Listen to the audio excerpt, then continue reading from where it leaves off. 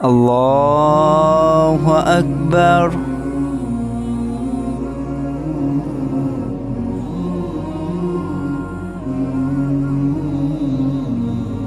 আল্লাহু আকবার।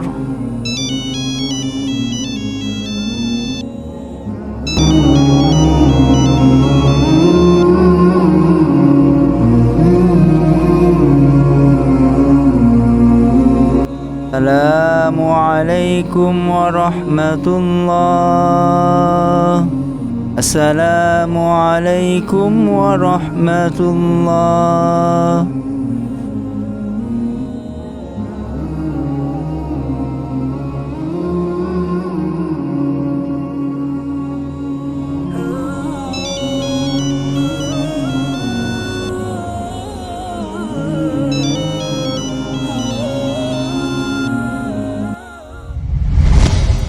দাঁড়াও।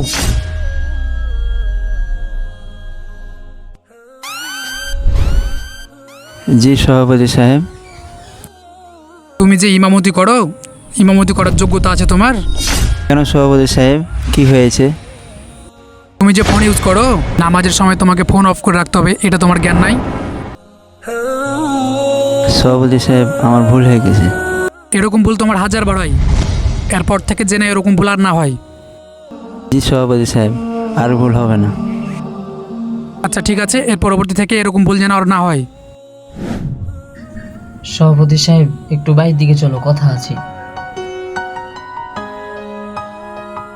সভাপতি সাহেব, আজকে হুজুর যে কাজটি করেছে নামাজের, ফোন চালু করে রেখে নামাজ শুরু করে দিয়েছে। এটা আজকেও শুধু না, এর আগেও হুজুরের এই কাজটা দেখেছি। আচ্ছা ঠিক আছে, আজকে তো ওকে বললাম, সামনেবার যদি ভুল হয় তখন সামনেবার দেখবো। চলেন বাইরে যাই।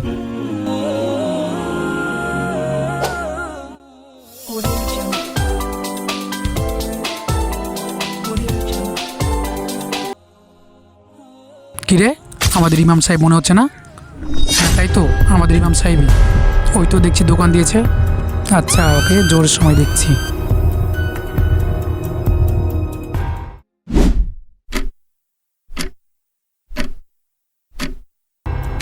সভাপতি সাহেব, জামাতের সময় হয়ে যাচ্ছে, হুজুর এখন আসছে না।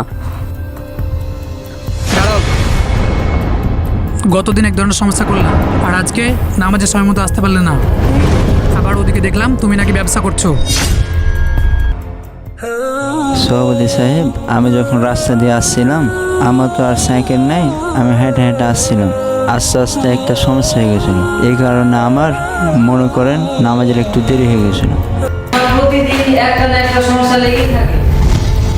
নামাজের সময় মেনটেন করতে পারো না, আবার তোমাকে দেখলাম ব্যবসা করছো। ব্যবসার যে কথা বললেন সভাপতি সাহেব, আপনাদের মধ্যে আমি দায়িত্ব পালন করছি।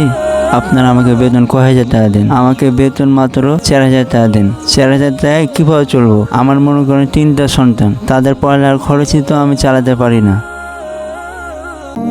তাই তো সভাপতি মাত্র 4,000 টাকা দেয় ইমাম সাহেবকে। সভাপতি সাহেব, আমার বেয়াদবি মাফ করবেন। আপনি ভেবে দেখেন, আপনার সন্তানেরা যে চাকরি করে, আপনার সন্তানেরা তো মাসে 77,000 করে ইনকাম করে। আপনার সংসারে তো অভাব চলে, আর আমাকে আপনারা মাত্র 4,000 টাকা দেন। তাহলে আমার সংসারে কি হচ্ছে বুঝতে পারছেন? তোমাকে নিষেধ করা সত্ত্বেও তুমি দোকান খুলেছো, ব্যবসা করছো, তাতেও তোমার হয় না? না সভাপতি সাহেব, আপনার এটা ভুল ধারণা। আমার ভুল ধারণা মানে? আমি নিজে তোমাকে দোকানে বসে থাকতে দেখেছি।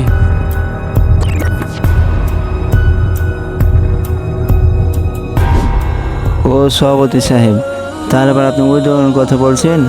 ওই দোকান তো আমার না। আবার মিথ্যা কথা বলছো। তাহলে পরে সভাপতি সাহেব, ওই দোকানের কাহিনীটা আপনি শুনেন। কি লাগবে?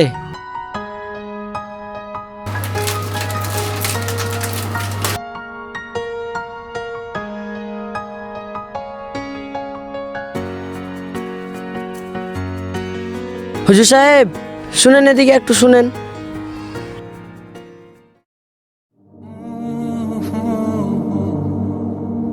আসসালামু ওয়ালাইকুম আলাইকুম। আসসালাম। হুজুর সাহেব ভালো আছেন?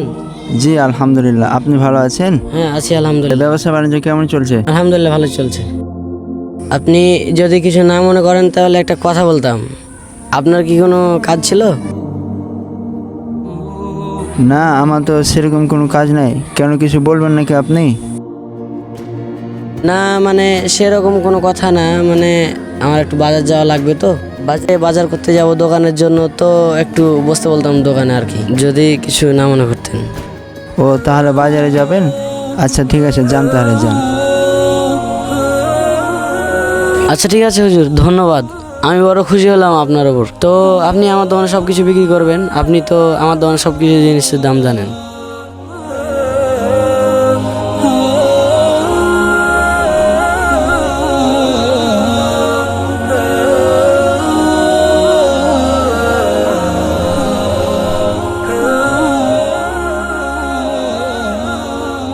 ভাই, দেরি করিয়েন না, তাড়াতাড়ি আসেন, আমার আবার জোহরের নামাজ আছে। আচ্ছা ঠিক আছে, আসসালামু আলাইকুম।